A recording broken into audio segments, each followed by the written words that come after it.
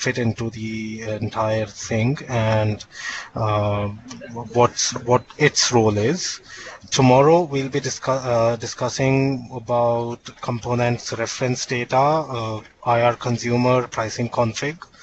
And the third day, we'll be discussing about the heart of the system, that is the pricing engine, which has two components, RBP, price decider, and eventually how the prices then get published. In the third day, or second or third day, we'll chip in some information about what all configurations we use, which help us in the pricing of the bonds. So does that make sense? So in between, before we go, are you happy to get questions as we go along, or what? Oh yes, of course, and that's what I was coming to. Okay. In between the entire thing, during the entire 1.5 hours, it's 90 minutes is pretty long time. Anything which is not clear, rather than keeping the questions for the last 30 minutes, we should be we should be interactive all through 90 minutes. And the second thing would be that I would also be giving out this might sound very pedantic, but I would be giving out some to-do items, which I would assume, which I would believe to guys to go back and look at some stuff like whatever log files or components or tables we've discussed, how the tables are structured and what all data is in the tables. So that would also help everyone to actually get a good understanding of whatever we've talked about during the session, how the actual data is looking in production tables or in QA tables. Okay, that's about the introduction. Now about the pricing platform, I'm trying to locate in the meantime the workflows.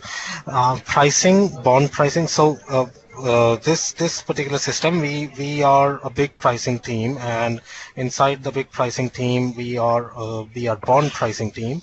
And in fact, inside the bond pricing as well, we are corporate and sovereign bonds with an introduction to money market bonds pricing team. Muni bonds pricing is a separate application. Historically, we were a batch pricing system, where you must have heard of terms like evaluated bonds, EVB, where the corporate and sovereign bonds were priced in hourly batch systems. All the input data is within that 1 hour is persisted onto the tables, and then at the end of the hour, a batch runs, price all the bonds, and then and publish those prices to the outside system. That is the legacy system. It's still present, it's still running, it's still earning us a lot of money. And then in 2016 we have this new system, which is basically distributed in-memory bond pricing, event-based bond pricing platform. So a lot of words. Distributed. It is basically a distributed grid, or a distributed compute, distributed data grid, where the entire pricing system is running on multiple nodes, and the data is distributed on across multiple nodes. It has the capability of doing that, and then the computation of the data, the computation of prices is again distributed across multiple nodes, where it can run. In memory implies that there is no concept of, at least in the processing, there is no concept of keeping the data configurations and in a third party or an RDBMS data store. Everything is inside the state of the application. In memory implies that all the configuration data, all the processing data, and the pricing data is inside the application state, inside the memory. It can be JVM cache, it can be the RAM memory of the application box. There is no interaction during the pricing during the pricing with any RDBMS engine or any third-party external data store. All the tables, Oracle tables or data stores we have, they are there as they are on the non-critical path where the data is persisted onto Oracle database for historical auditability or other purposes. Then the third term was event-based. Event-based is implies that it is not something like we keep on storing the inputs and then at the end of the day or maybe hourly batches run and then the prices are published.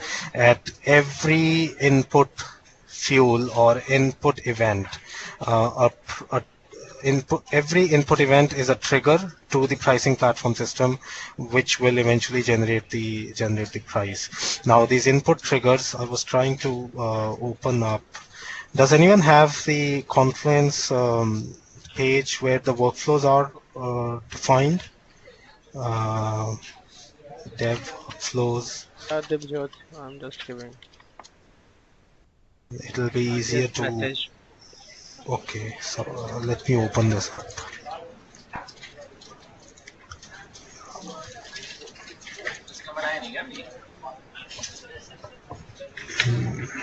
Right.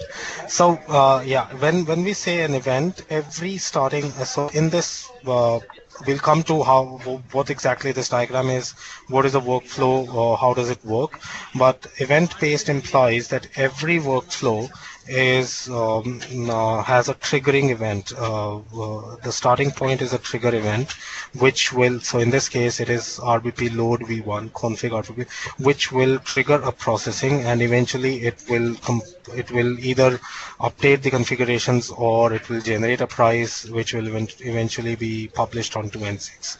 Every event, there will be, so what we need to do in a pricing platform, for every new functionality, the first thing we decide is what would be the trigger point of this functionality, and then design a workflow diagram, something like this, which will give us a high-level picture that this trigger function, this trigger event, where all it needs to go, what all processing it needs to do, and then eventually what will be the end state, what will be the starting state, and what will be the end state.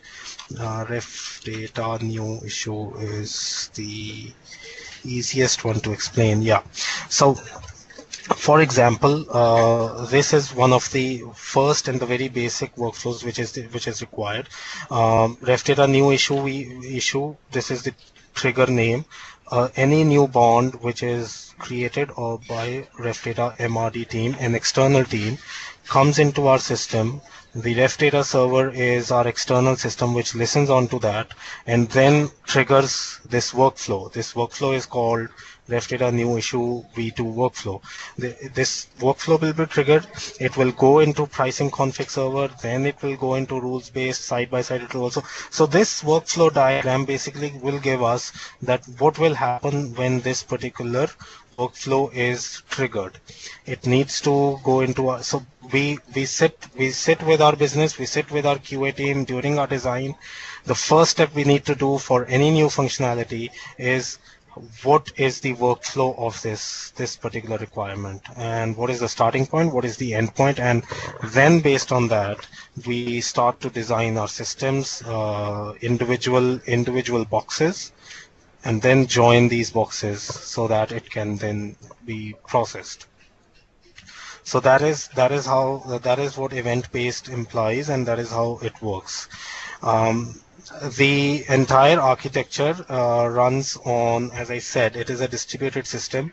There is one gateway component called event orchestrator. You must have heard of this term, event orchestrator, event bus, or event cache multiple times.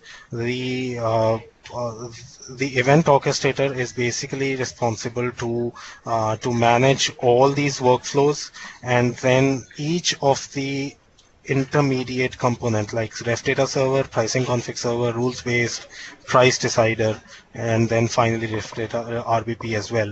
Each of these are listening onto a common event bus, and listening onto as well as publishing onto that event bus.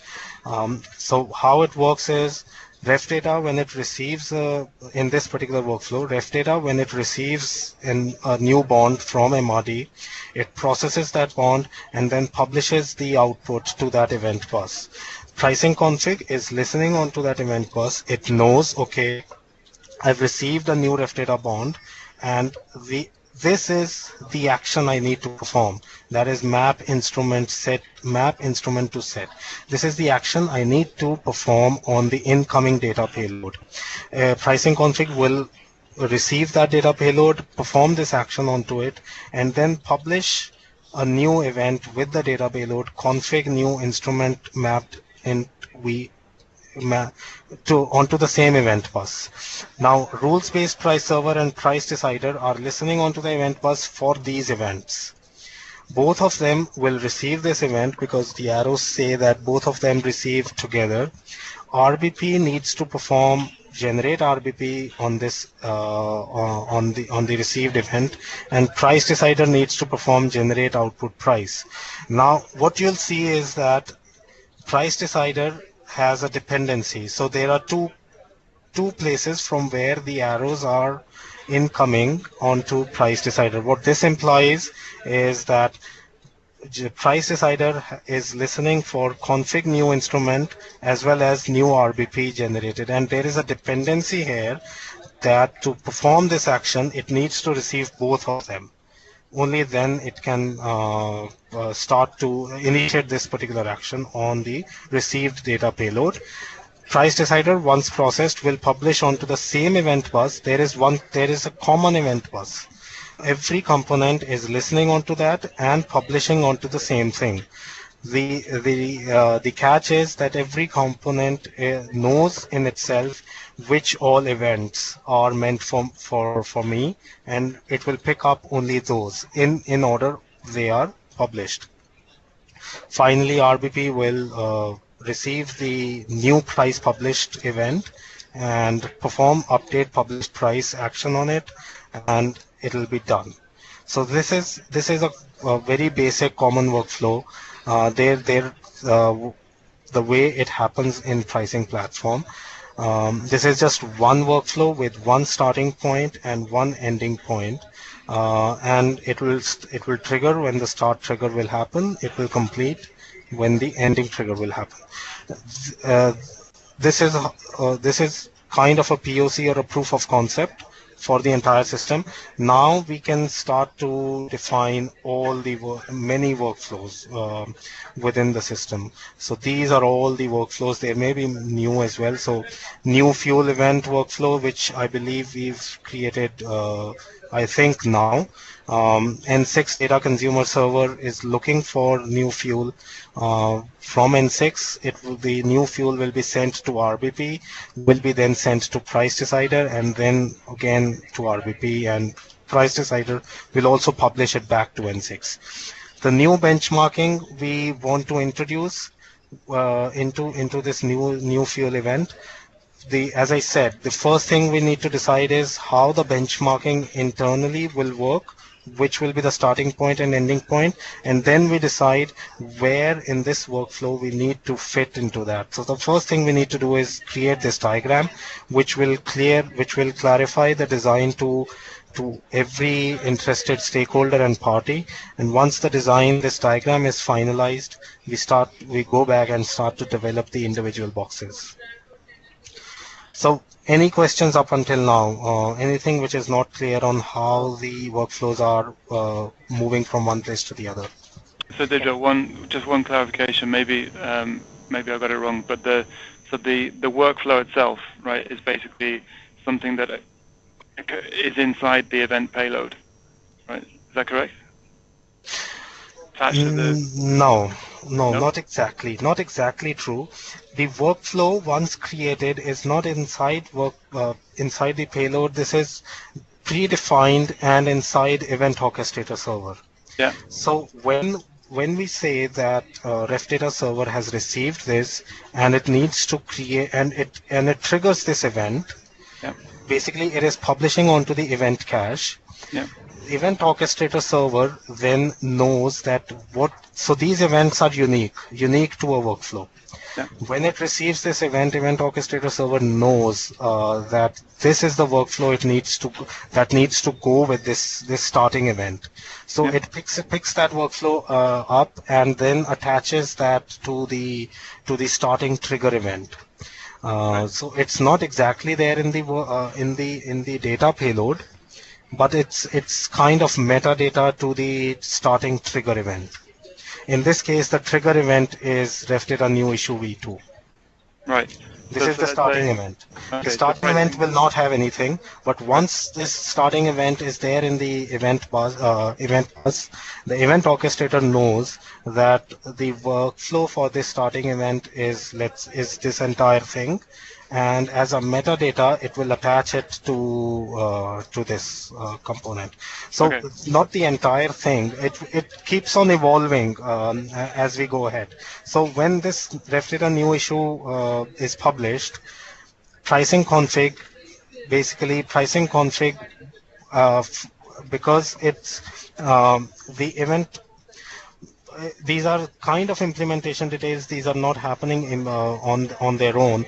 But pricing config, when it's listening to the event bus, Yeah. because there is every component while listening to the event bus also has these workflow diagrams within itself.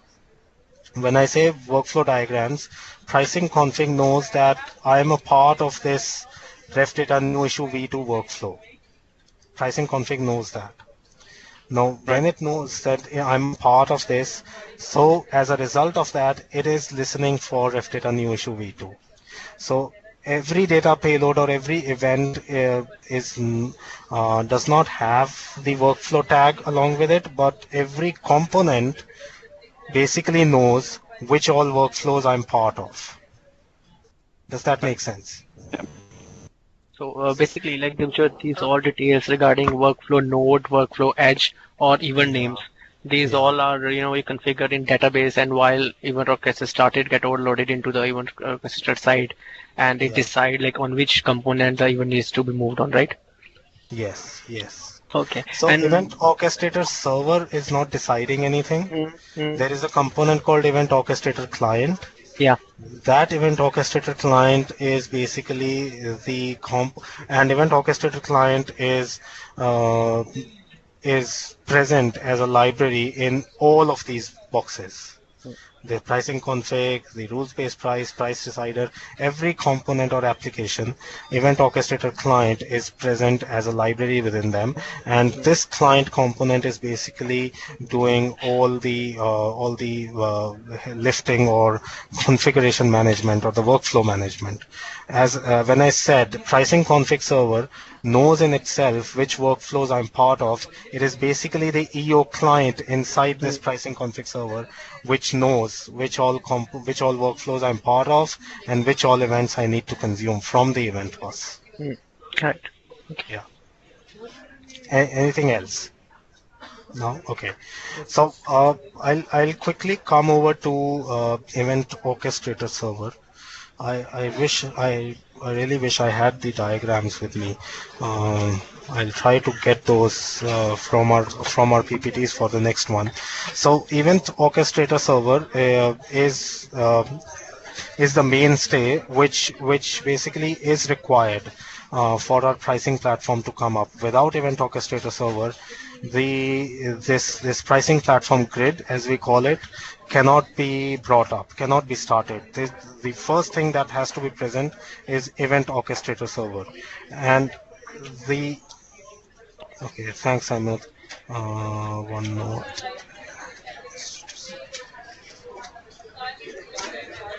This is not it.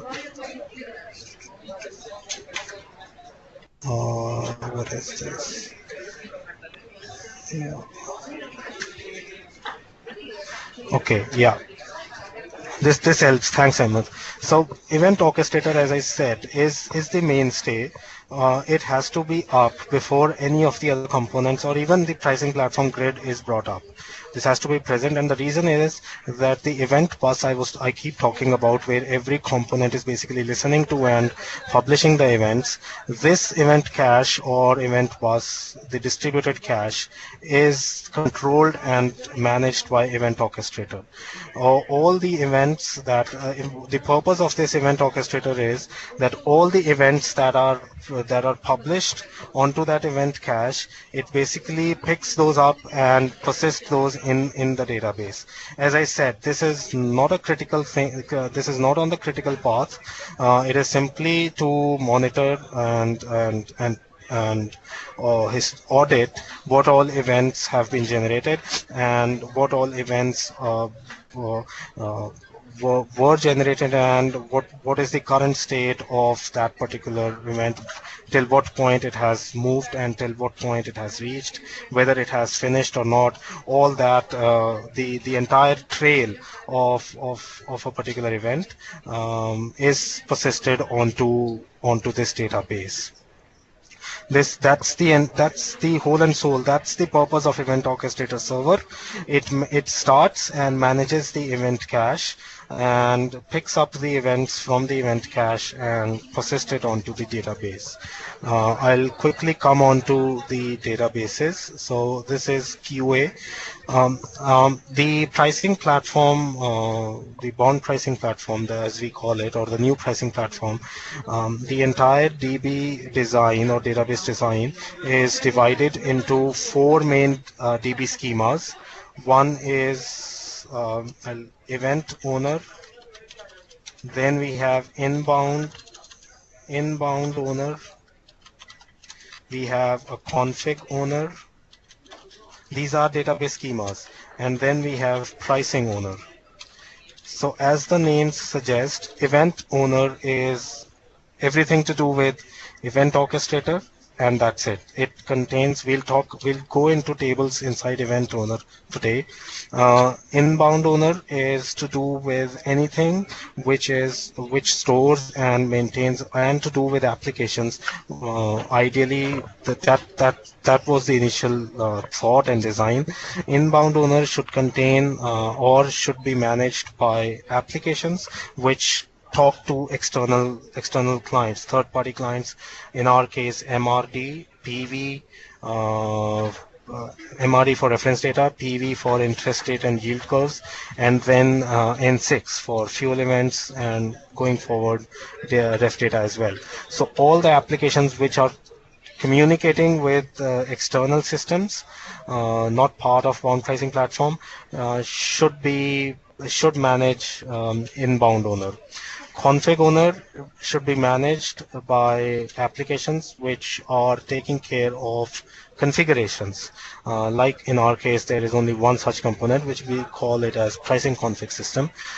Any other component which comes up and is responsible for configurations, these configurations can be pricing configurations or any other configurations. They are part of any such tables should be part of config owner. Pricing owner, as the name suggests, contains all the pricing data.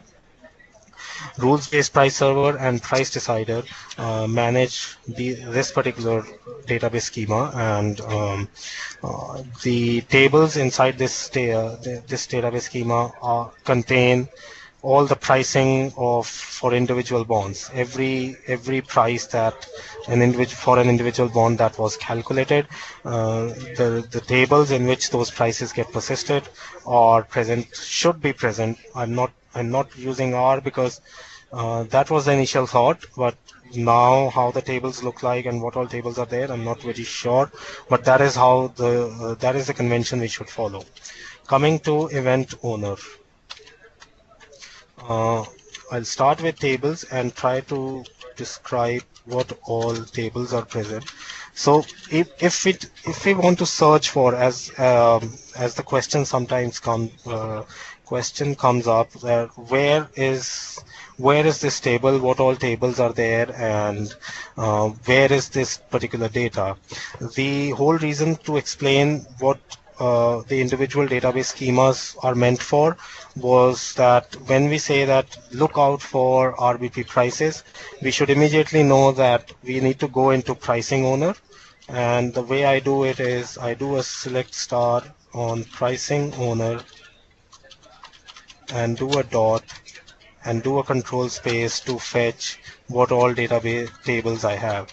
And the names more or less sometimes tell us what is the purpose of this table and what this table contains. For example, this PD pricing log, and there will be one RBP pricing log as well. There should be. These are RBP pricing log. These are the tables which contain exceptions that come up during the pricing of a particular bond. So you can go into this table, and if let's say the bond has reached rules-based price server, we would know that from the event table. However, it did reach there, but the price was not generated. We can go to the RBP pricing log, put in the instrument ID there, and look for any exceptions that may have come up. In fact, this table also contains, I believe, can lead us to the individual workflow ID as well, whether it was priced or not. Anyway, we'll come to this table on the third day. We will talk about event owner dot. Yeah, so as you can see, event owner, as I said, it is only to do with event orchestration and event orchestrator server. There are only 5 tables that are present in this. Event owner.event, this is the master table, which this diagram was, where is that diagram? Yeah. Sorry, this diagram was explaining this TB on event orchestrator, which is listening onto the event cache for all the events and processing those events into the DB. This event orchestrator dot event table is that table, the master table to hold everything. If I do a select star event on this, I hope this does not take much time. It will contain data related to. Yeah, so you see there is an event ID. Event data is the data payload. Workflow ID, as I said, when a starting trigger event is generated, every workflow in this diagram. In this diagram is identified by a workflow ID within those configuration tables. So that workflow ID is attached to it. Trigger by IDs, if this implies that this event ID was not the starting event ID. It was something here. This implies, because the trigger by ID is not null, this implies that this was triggered by some other event ID. Action name is, these are the action names. So whatever the action would be for this particular event will be the action name. Component name which triggered this event, valid from when it was, event type is the event name. These are the event types. So here we can see it is new price published curve cal v1. So I believe this should be from one of the IR events. IR. Do we have? Can we see? Yeah, this one. New. One of the interest rate or fixing rate curve events. It should be one of those. But anyway, event ID is, these are the event IDs. When this was, so that's it. This data payload is the payload which goes to the listening application box, and it will receive this data payload, process on this, and whatever the output of that data output of that component will again be published onto this.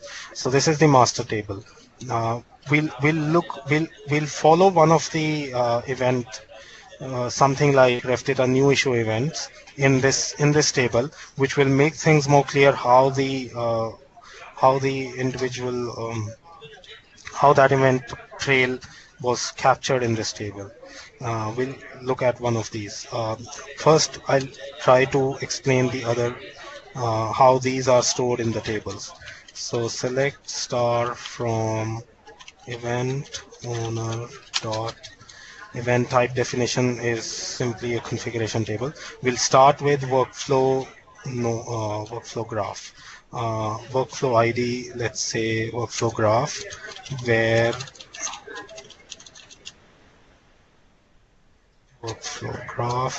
event name is the new issue. I believe, I think it should be this. Where workflow name, sorry, workflow name is left data new issue. Yeah. And is null. Yeah, okay. So this is the workflow ID for workflow name, ref data new issue workflow v2. Now this is the workflow. Let's go to this. V1 and V2 are just versioning on the workflows. If, for example, V1 was the first draft of this workflow, going forward, some enhancements were made to how the data payload, to maybe the data payload, some new fields were added to any of the components, and anything was changed in the processing of this workflow. The version, the name of the workflow was changed to point to version V2, just to tell the application that we are now on version 2 and we need to process version 2 instead of version 1. Ref data new issue V2. Where is yeah, this one. Now this is update. Ref data new issue. Ref data new issue. Yeah, this one. This one. Ref data new issue V2. The workflow ID on this is 64. Now, how the individual components, and this will be a little difficult to grasp initially because most of the event. Then we have, this is workflow graph, which tells us the high level information. What is the name of the workflow graph, and what is the starting event ID. This event name on the workflow name will be the trigger event ID. As I said, this will be the trigger event ID, the starting event ID. Then event owner dot workflow nodes, where workflow ID is 64 and valid to is null, right? So this will give us some picture. So as you can see, this tells us that ref data server, the action is nothing. It is the starting point. Ref data server is the starting point for this workflow. It will receive the event, it will receive the data from an external system, process that data, and then it will send or trigger a new event called ref data new issue. The next in line, so these are called nodes. These square boxes, rectangle boxes are called nodes. These arrows are called edges. The nodes information for a workflow will be saved in ref data event owner.workflow node. The edge information is saved in, you must have seen a table called workflow edge, where workflow ID is 64 and valid to is null. We'll come to this table later. So the nodes for this, the boxes which are part of this ref data new issue workflow v2, so that is workflow ID 64. The boxes which are part of this workflow are ref data server, which has no action, which is the starting point, then pricing config server, where the action is map instrument to set, then price decider, where the action is generate output price on new issue, generate output price on issue, as we can see, rules based price server is present twice because there were two nodes inside. So once we have this diagram on paper, then we need to define this inside the tables, something like this. We first define it in workflow graph as what is the name of the workflow, what will be the starting point and the starting trigger ID. Then we define the boxes in the workflow node, and then these edges, these arrows are defined in. So you would see that let's copy these. This will be helpful before we go to this table. So now when we need to define the arrows, you'll see that it says node from 137, that is ref data server, from 137 to 138 pricing config server, 137 to 138, and the event is ref data new issue v2. Event is this. So does this line make sense? Yep, Yes. Dibjot. Yeah. In fact, Kamran and Kamlesh, means when we do testing, actually we focus on the first event, means when we push data to reference consumer, and we go to RBP server and see whether cache is updated or not. Sometimes what happened, you don't see any data in RBP caches, and you don't know what happened, at which step it actually failed. So this is the way you can track, means what all steps are done and where it actually is stuck. In fact, as I said, I'll come after explaining these tables. I'll come to the master table to with an example event and how the complete trail of that event, what all happened and at which step it is. We'll come to that as well. Okay, so just Yeah. one question. So if anything is Yes. failing, right? For example, in the canned environment, I have just put Yeah. a RBP data through the N6, right? We are having a dummy URI. I'm pushing the data from there, and then any exceptions come. For example, ref data new issue v2 itself is not generated for me. Then where I can see that? Yeah, okay. I'll note that question down. Mm-hmm. Let me come back to it after I complete this part and Sure, this part. sure. Okay. Just quickly, we were talking about ref data new issue. Then the graph says pricing config. There are two edges from pricing config. One is price decider and one is rules based. So you would see in the table from 138 to 138 and 139 and 138 to 140. Both of them have the same event name, and these 139 and 140 are price decider and rules based. Then 140 back to 139. So price decider to rules based again. 139 back to from 139 to 139 to 141, which is again rules based, and 140 to 139. 140 to, that is rules based to price decider. So this makes sense. Now this is how we define first the functionality on a piece of paper, and then converting this functionality into configurations in these three tables: workflow graph, workflow node, workflow edge.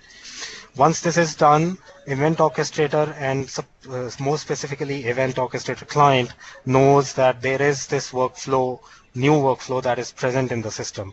So the individual boxes will now start to listen for this particular event. The individual boxes then go back and define the processors for basically define or implement the individual actions which they need to do. That's the implementation part. Now let's come to this master table. We keep with uh, with an example how to search for a particular workflow in this master table. We start with the trigger event, that is the starting event, which is ref data new issue v2. I'll take an example trigger event. Select star from event owner dot event where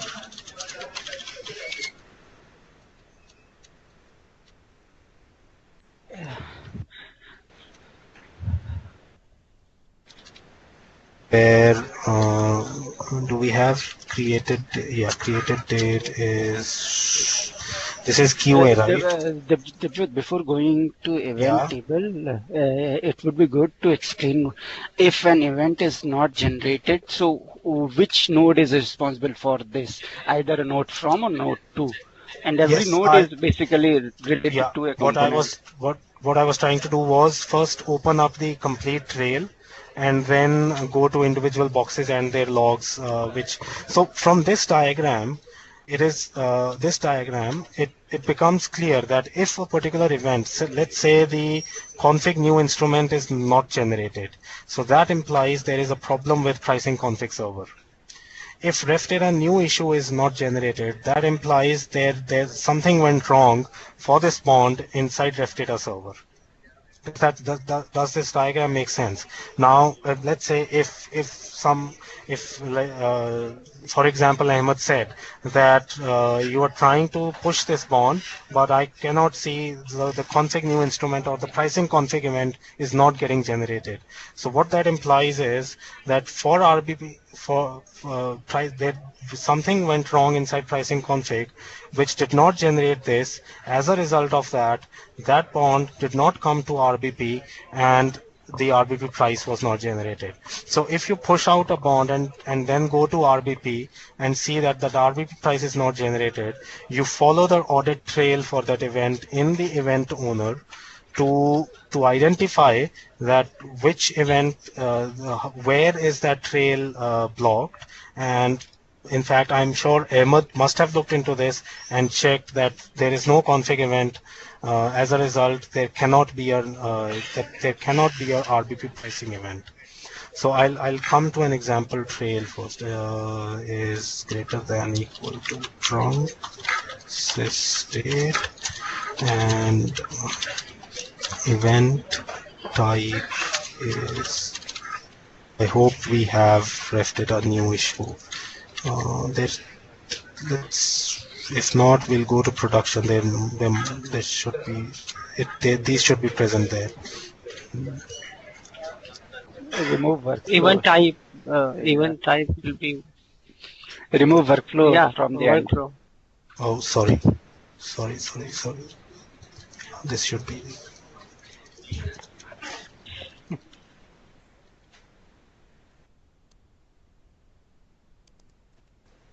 Yeah, okay. Oh, okay. We'll go to production.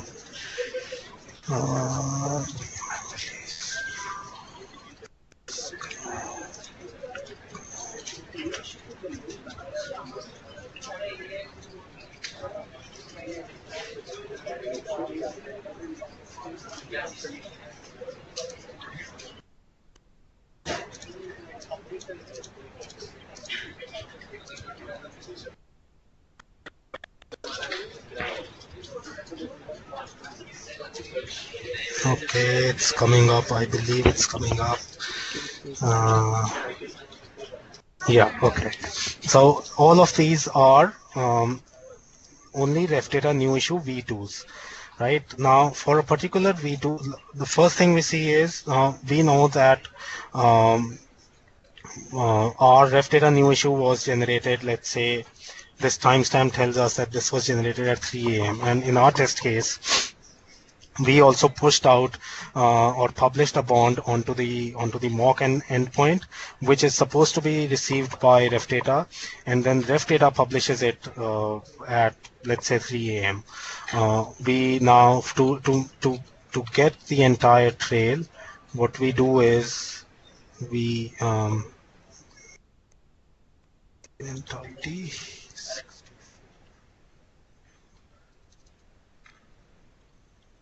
select star from trigger by ID is this star from event owner dot event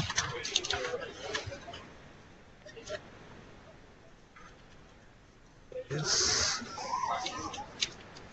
where, so we make a note of this trigger by ID, right? Trigger by ID implies where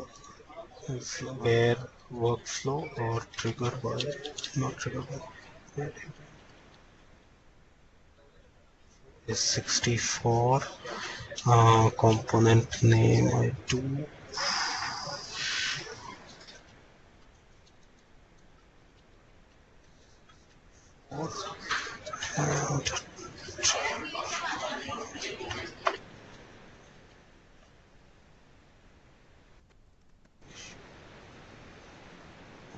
And the event ID.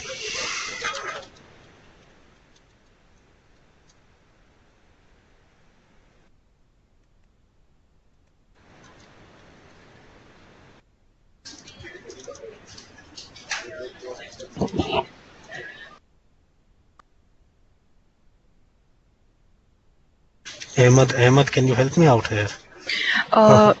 Dibjot, it should Yeah. be where triggered by ID is equal to that event ID.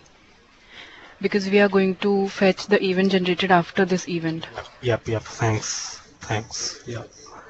So this is the event ID. Yeah. And then for this ref data new workflow, the next step, and do we have, Tanvi, do we have an index on trigger by IDs? No, Right. it's on event type and created it. Oops. So let's stop it. This is this is production. add created date also. Yeah, this is production, so we shouldn't be running this. Any problems, if they come in here, it will be tough time for Piyush. Hopefully this will be a better performing query.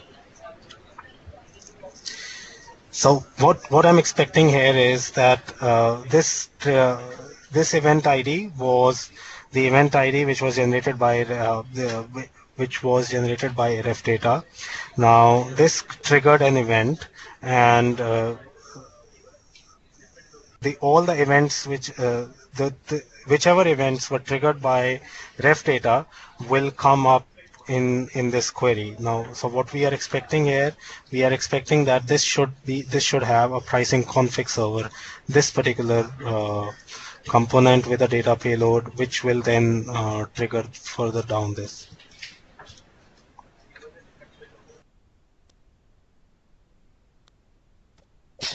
I think in the commas. Is this Yeah. a string? Is this a string? I think we have to use like. It will work like that also. String.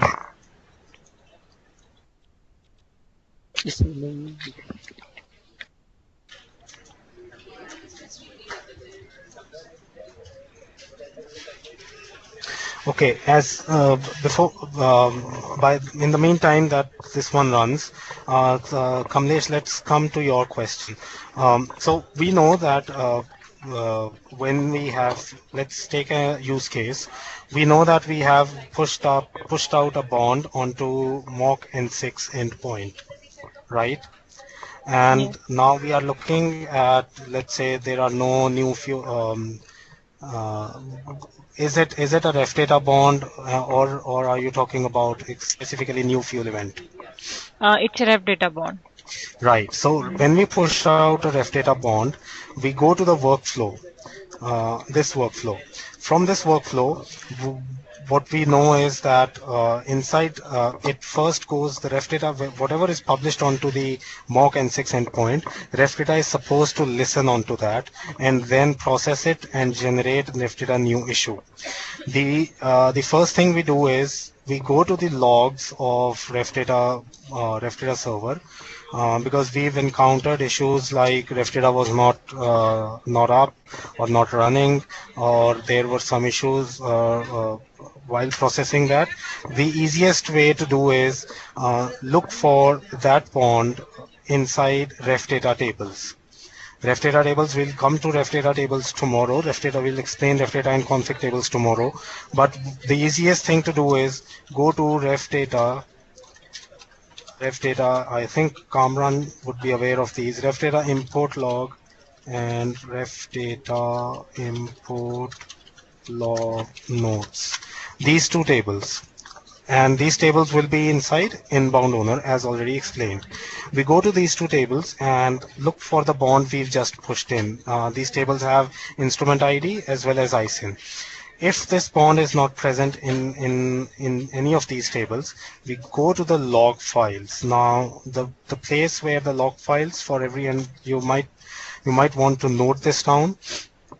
The place where the log files, the convention is that there would always be inside these following directories: var log evb, var log pricing platform, and then the component name. So the component name is gsec reference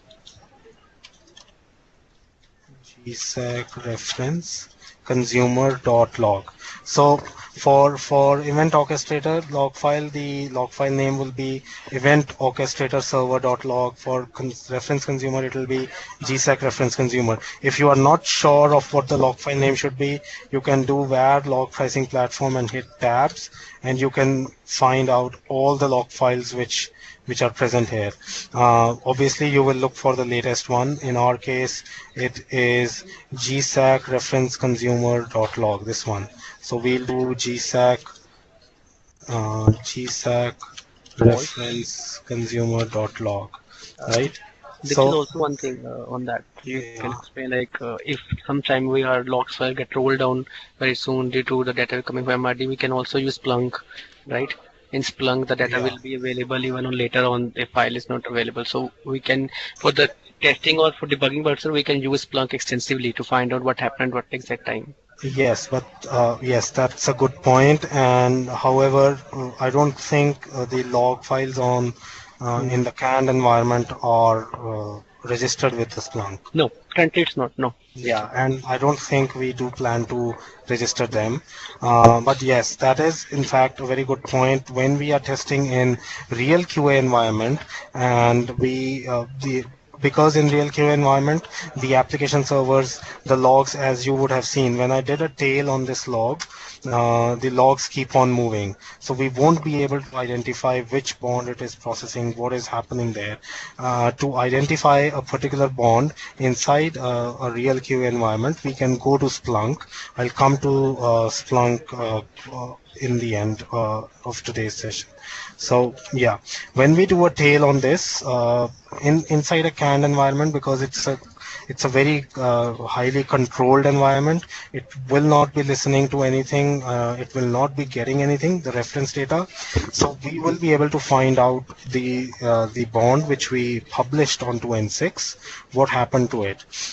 If you do not see those inside any of these ref data import log or import log node tables, then what I suggest we do as a next step, what we do is we put a tail on the log file for reference consumer and publish that bond again. More of the chances would be either if this service is down, you would be immediately able to figure out, looking at the logs, that the service went down with a particular exception, which we can then copy and then analyze further.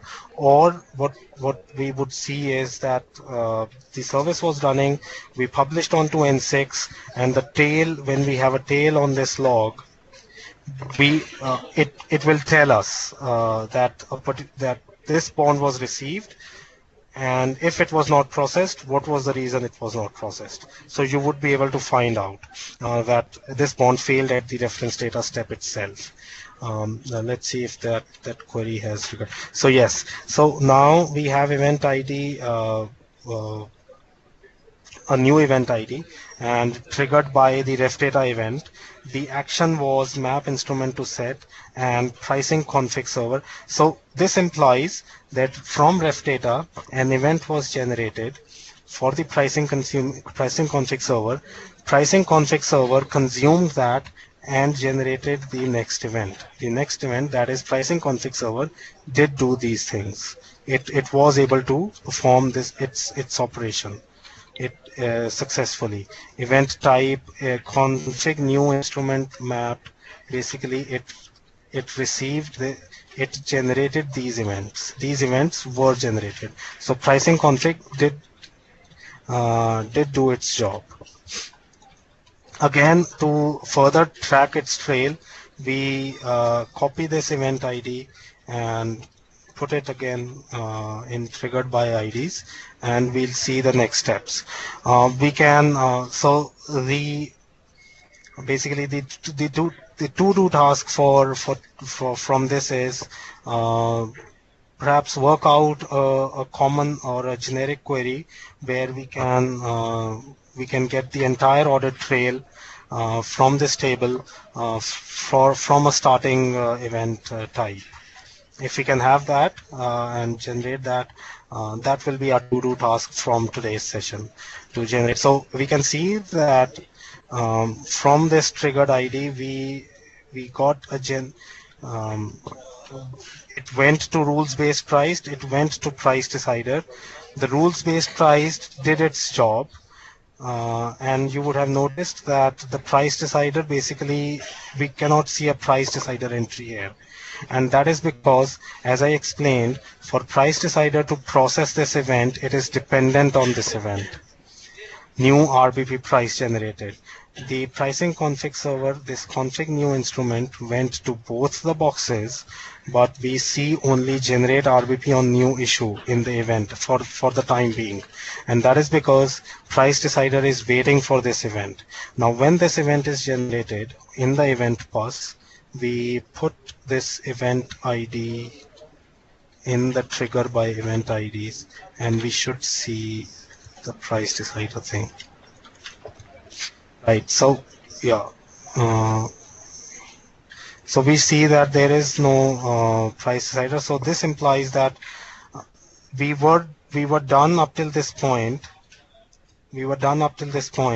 But the price decider did not generate an event. What this implies, price decider should have published an N6 point and should have generated an event for rules-based price server. So what this implies is that in an ideal or a production scenario, what we'll get is that for this particular bond, we cannot see a price at MDP. So this is how we search for this the complete audit trail. We found out that rules-based price, the event was received, the bond was received at rules-based price, and now we go back to rules-based price application logs and the log tables with the bond ID to see whether it failed generating a price because of an exception. So this is how we can track a particular event and look for the errors. Now, yeah, yes. Just one question here, Dibjot. Can you move back to the browser, please, once the workflow diagram is there? Yeah. Okay, so here from the pricing config server, it shows that there will be two, the edge shows there will be two events. One is config new instrument mapped and the other one is config new instrument int v1, right? No, both are the same, int v1. Yeah, both are same. Okay, so one should be going to price decider and other one will be going to RBP. So and then yes. Yeah. And then you said that price decider is not consuming because it is waiting for new RBP price generated v1 event, right? Not exactly not consuming. So uh, this is just from diagrammatically to Okay. depict it diagrammatically. We've said that it seems like there are two events that are generated. Okay. There is only one event which is generated. Yeah. But that one event which goes into event bus, both price decider and rules based price server, they basically know that we have to consume this event. Okay. Both of them will consume this event. RBP will start to process it immediately. Okay. However, price decider, once it consumes it, it will store it till the point it receives new RBP price generated. Okay. So Yeah. the next question here is, let's say this is a ref data new issue v2 event which is getting generated here from reference data.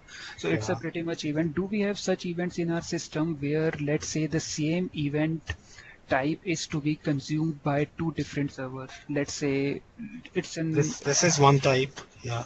okay, so we do This have is scenarios. We do have scenarios where a single event needs to be consumed by two servers, and if, as you explained correctly, currently, so one server will store it, and other one will process it, and then the next will consume as expected. that is not a general rule, but Okay, that is specific to this workflow. okay, This workflow tells the services that when you consume config new instrument in v1, the price decider has to wait for new RBP price generated, okay. right? But this is not a general rule. So, for example, in events like this calendar event, Mhm. right? A calendar event is this EO new calendar event is generated, and it is consumed by both ref data and price decider, Okay. and both of them will consume it and immediately process it. There is no need to wait, So right? in this particular case, the payload that will be going to both will be same, right? Yes, yes, Okay. yes. The payload will be going to say both of them will to both of them will be same, and what they do with their respective payloads is up to them. Up to them. Okay. So pref data is simply processing that payload and doing after that it does nothing. Price decider, it processes that payload and then in turn generates a new event, new price published time zone. This event with the output payload, and which goes into RBP, Okay. and then RBP will process it. Okay. Right, I believe there are events which are going. There are mainly configuration events. Where is that Beta. IR config, which has many rows. There is calendar event. Yeah, so you can see this is one workflow where a calendar event is generated by IR consumer, right? And it generates a calendar event is generated for IR consumer. As a result of that calendar event, IR consumer does its processing and generates so many events, each of which is going to separate component, right? And then for each component is then processing that event, processing its respective event or events in its own way. So you would notice here that IR consumer is generating fixing rate update and IR consumer curve update, and both of them are going to price decider Okay. simultaneously. Okay. So And for this, there is no waiting here as well, so because the for diagram does not suggest it. okay. So for this particular event, new calendar day UTC event V1 workflow, when I look into the table which is being configured, so there we'll be having different rows for everyone. Let's say for one will be till RBP server, the next workflow will again till price decider, then there will be next till rules-based price server this way, right? Okay, Yeah. this is one workflow. This is one workflow. No, this is one workflow, I agree, but for, let's say, event orchestrator generated this EO new calendar day UTC event V1, right? Yeah. So IR consumer will consume it, and then Yes. till rules-based price server, it has to just update fixing rate cache, and it has to do Yes. nothing. But Yes. same way, price decider has to consume it and do something else also. right? Yes. So Yes. in the table, This thing. one row will be till rule space price server means Yes. up till this point, and another row will be there which will be to price decider and till rule space price server. So there will be different. Yes. Okay. Yes. In fact, we can go to this. This. So to disturb, like interrupt or disturb, say, so this I think event has been decommissioned now. This Okay. your new calendar UTC. So So instead it's that not is there the in the table. no, it is a new calendar Okay. like your new calendar day event because we are now generating calendar event specific to time zone, not UTC. Okay. So So, which But but one yes, again, is yeah, there? but Is it here? This is it. This one. last, yeah, this one, This is this the one. new one. This is the new one. Mm. Okay. So that won't be in the table, but if you want to see, we can see. This is a pretty simple event, right? yeah. We can see this if you want to see in the tables if anyone is interested. Mm. But however, on the other, I mean, rather than me showing it here, you can go through this page and then look these events in all the tables as we just discussed, Yeah, we'll go through right? it. The concept. I just wanted to understand the concept. The Yes, concept yes. remains the same. Okay. So yeah, so coming back to again Kamran and Kamlesh's question, how we know where to look for the event audit trail, and then we can refer back to these diagrams, and we know which part was the next one and which is the current one, and from the event audit trail we figure out which events are missing, and then go to the maybe the application logs. The way to find application log, all the application logs will be present in Log pricing platform. From there we can go to the respective application log, maybe to the end, or maybe search for exception or something like that, and with combination of application logs as well as the event table, the or the individual exception tables. Like for ref data, we have ref data import log and import log notes. For RBP, we have RBP pricing logs. For price decider, we have PD pricing logs. For individual pricing, we can go to individual exception log tables for a bond and look for exceptions for that bond. That will give us a picture whether there was a data issue which prevented the price from getting generated, whether the service was up or not, whether the service was up but some configuration was missing and the service threw an exception. So we can look at all of these things to eventually find out what the error was and then analyze that error. Does that answer your question? Yeah, Dibjot, I have one more thing. Can you just go Yes. to the database, please? Mm. Yeah. Yes. This one. And yeah, this query, can you run it again where we have mentioned ref data new issue v2? Yeah.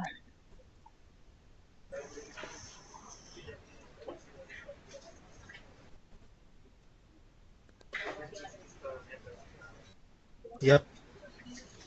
So the here is the trigger by ID, right? Hmm. So where this is implies to, because it's not triggering by any event, right? I think this would be triggered by a calendar event. Maybe it. Must have been. This must have been. Yeah. This must have been some other. So can we check for this Yep. event, please? Sure. Yes. Yes. Yes. Event ID equal to this trigger by ID, right? Like this will Yeah. run pretty quickly as well. Event ID run very fast.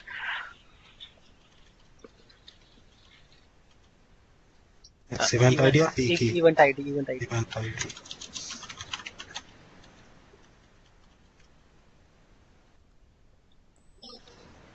Yep. So this was as Piyush mentioned. This was triggered by time zone calendar event, and triggered by ID is null. Workflow ID is 63. So what has happened here is we've designed a workflow which is in turn triggering a new workflow. Okay. Yeah. Okay. Yeah, that's Yes. what I got confused. Fine. So Now it's clear. yes. So it means every new calendar we are gonna calculate a new price for every rep data new Okay. issue. Again, as I said in the very beginning, Hmm. this is a specific functional requirement. Okay. So yeah, as a specific functional requirement, so this what is this event called? Time fuse. Do we have this in this? Yeah. Actually, this is regarding, we have something called future issue date, right? Whenever a bond comes with future issue date, we don't process it. We keep in cache. But on calendar event, we check if it is a current date is as per its issue date, right? Then generate that a new issue V2. So this workflow associated with that functionality, like whenever there Is is a that also calendar. Okay. present here? Yeah. It's a new Okay. issue V2 workflow itself. No, First the of all, starting point. The starting yeah, point. EO calendar day event V1. EO calendar. This one, yeah. This one. Yeah. Okay. Yeah. So you, as we were looking at this, the event orchestrator is the starting point, and then it generates EO new calendar day event V1, which goes to ref data server, and from here from the diagram we see that this ends. But internally, what it's doing is ref data server is processing that and triggering its new issue workflow V2. So Okay. yeah. So that So is the reason, this we have introduced this V2 because we don't want to disturb the existing V1 workflow, which get raised when a new bond comes into a system. Then after the new issue V1 raised, but when any future issue date, which going to be the current date to enter the system, then only after the new issue V2 get generated out of this calendar event. Yeah, but in from seeing the workflow, it's not looking Mm. like that. Can How? okay. Means like no future the new issue V2 will Yeah, only will happen when it's the for the future one, right? yeah, And actually. otherwise it will be V1 or it will be always No, yes, V2. yes. No.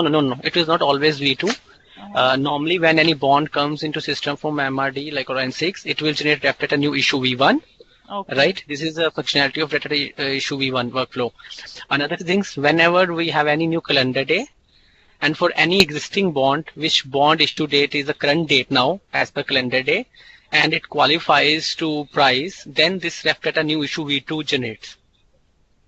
Okay. So you are saying it's not associated with that. Yeah, because Part. after seeing when we went Mhm. through these workflow pages, right, we thought like Uh, V1 we are no more using and we have to no, focus no, on V2 no, because kind of no. versioning thing. Okay. No. And why it's not associated? Because this V2 is not, linked to the same workflow ID of calendar event. From reference data, it generates a new workflow, as I said, Yeah. after a new issue V2. So that's why in this graph, it's not associated with reference data server. Okay.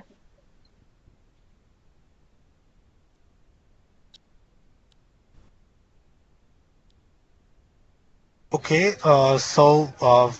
that's I believe that was in my agenda for today. Tomorrow we'll be going deeper into the individual components, that is ref data and configuration and pricing config or IR consumer components, and many of the questions, Kamlesh, which you had about when is a particular event generated, when is a new issue generated, what is a bond update event, what is a new issue event, what are IR consumer events, when are they generated. We'll be discussing those tomorrow, along with some description of the two tables which I refted import log and import log notes, as well as some of the IR consumer tables. We'll go into ref data, IR, and some price and pricing config tomorrow.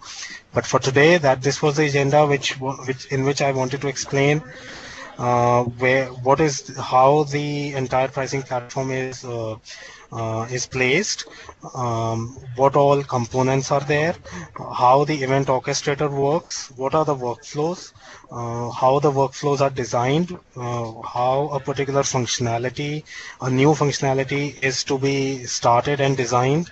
So that was the agenda today. Anything, any questions, anything which is not clear? The location of the logs, as I've explained, the location of the logs will always be var log pricing platform. The logs can be present in application 009 and application 010. I'll come to the Splunk logs tomorrow. We are short. We are out almost out of time.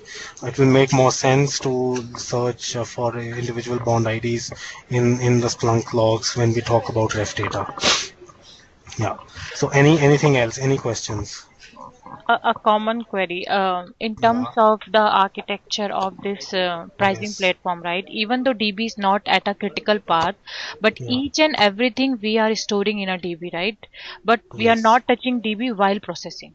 That's the main Yes. difference, correct? Yes. Yes. Okay. Yes, yes. While during the processing, we do not go to DB. It's basically a background task which Mhm. runs in every application, which persists the data it is processing into the database. Okay. Yeah. But Thanks.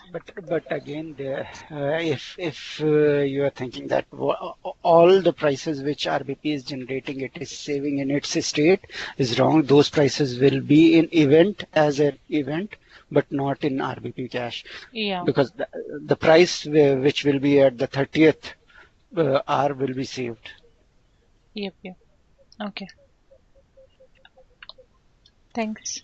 One quick question, Dibjot. What's the difference between the V1 and the V2 workflows? Yeah. So right. The difference which like Piyush just explained, from the looks of it, the way it looks, there is no difference. V1 is triggered when we receive a bond from MRD, right? Does that make sense? Yeah.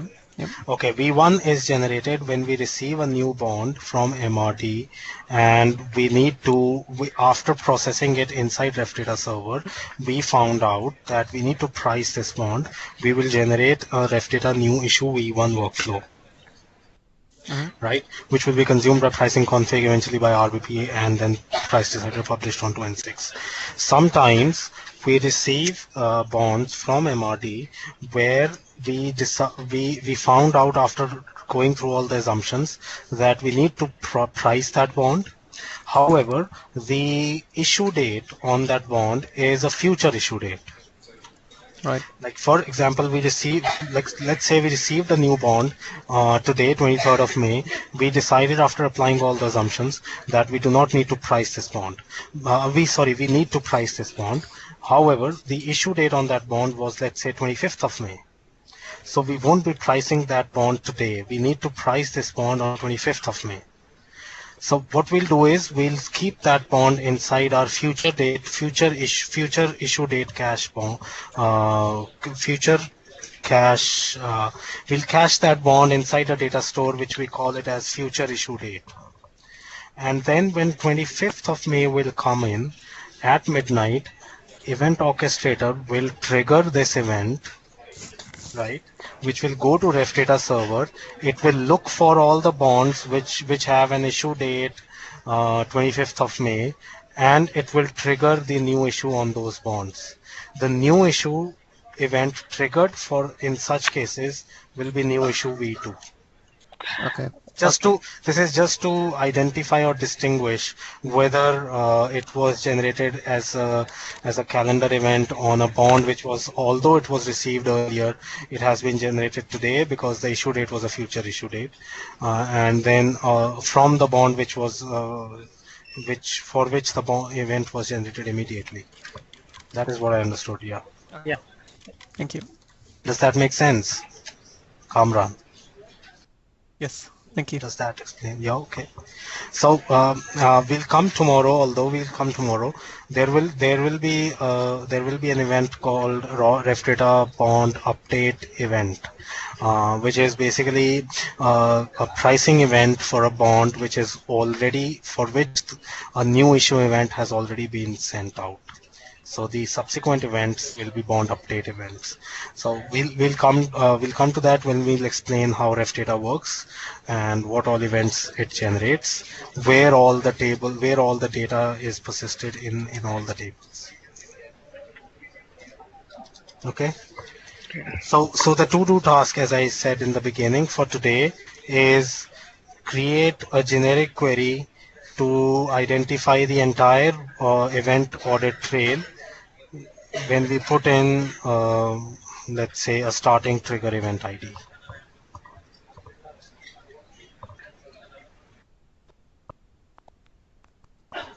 Can you send that out over email, Dibjot? Just as a...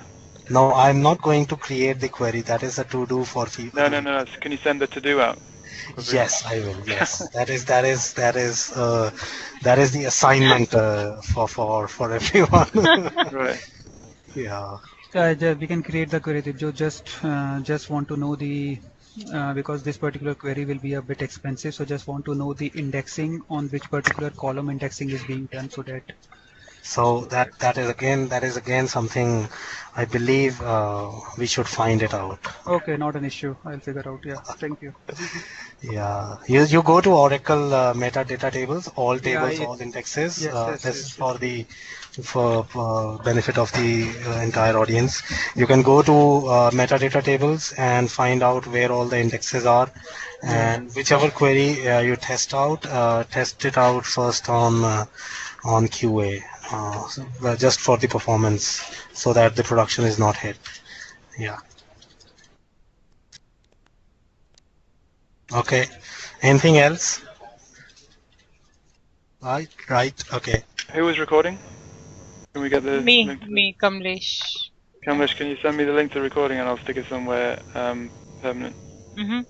Sure. Thanks.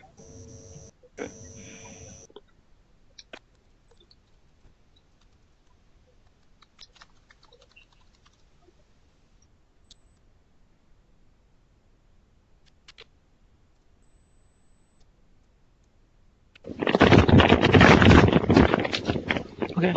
Okay. Thanks, Dibjot. Thanks, Okay. Dibjot. We'll Yeah. see you.